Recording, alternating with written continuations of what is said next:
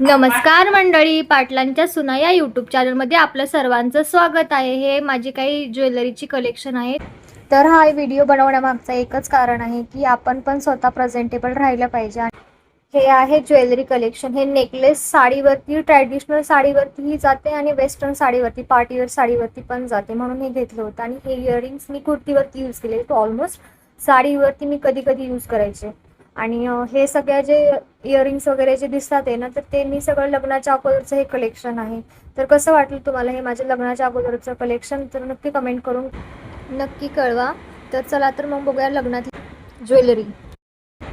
तर हे चोकर मी लग्नामधले मेन साडीवरती घातली होतं आणि हे स्पेशली मी तुळशीबागेतून जाऊन आणली होती ज्वेलरी।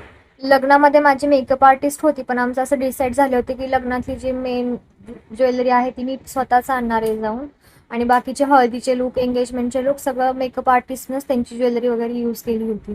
त्यामध्ये मी माझं मेकअप आर्टिस्टने बघ नंतर मी त्यांची काही ज्वेलरी यूज केली होती, जसं की खोपा मी घेऊन आले ते लग्नात यूज करण्यासाठी, पण ते त्यांनी यूज नाही केलं का तर ते सूट नाही होत होतं लुकवरती, म्हणून ते त्यांनीच त्यांचं चंद्रकोरवालं यूज केलं होतं, खोपा वगैरे हे। आणि इवन मी कंबरपट्टा पण घेऊन आले पण ते कंबरपट्टा पण असं झालं होतं की ते साडीवरती जात नव्हतं, कारण मी बनारसी साडी घातलं होतं ना, तर त्याच्यावरती जसं त्या साडीला सूट होईल असं घेऊन आले। हा जरा थोडासा साऊथ इंडियन लुक देत होता। चोकर नंतर मी हा मोहनमाळ यूज केला होता। हा पण आपला एक पारंपरिक दागिना आहे, जे की मला जसं हवं लुक होतं ना, म्हणून मी हे सगळं जे मी तुळशीबागेत जाऊन ही स्वतः खरेदी केली होती सगळी। तर तुम्हाला हे कसं वाटलं माझं हे चोकर आणि हे मोहनमाळ, तर मला नक्की कॉमेंट करून कळवा। आणि हे मी लग्नामध्ये यूज केलं होतं, सप्तपदीला पण आणि जयमालाला पण मी एकच लुक केला होता, तर मी हे एकच मंडळ यूज केलं होतं।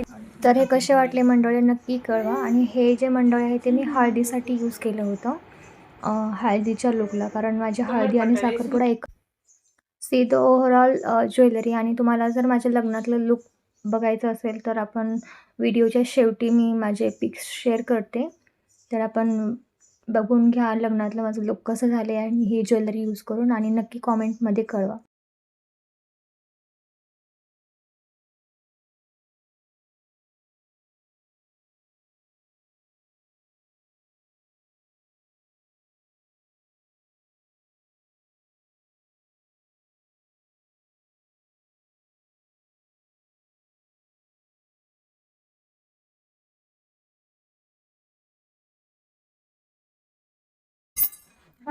आणि ह्या मुंडावळ्या पण प्रगतीने म्हणजे तयार करून घेतल्या होत्या। आपण जे रेडीमेड दुकानामध्ये पाहतो त्या नाही, तर हिने स्पेशली तयार केल्या होत्या। तर मला तरी खूपच आवडल्या, इतक्या छान वाटत होत्या।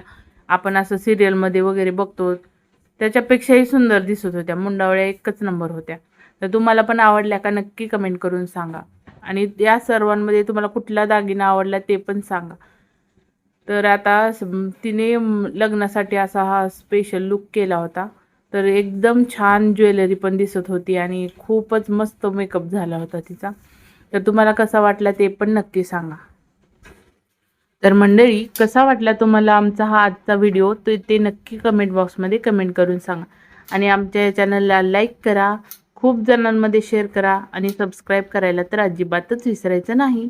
भेटूया पुढच्या नवीन व्लॉगमध्ये। धन्यवाद।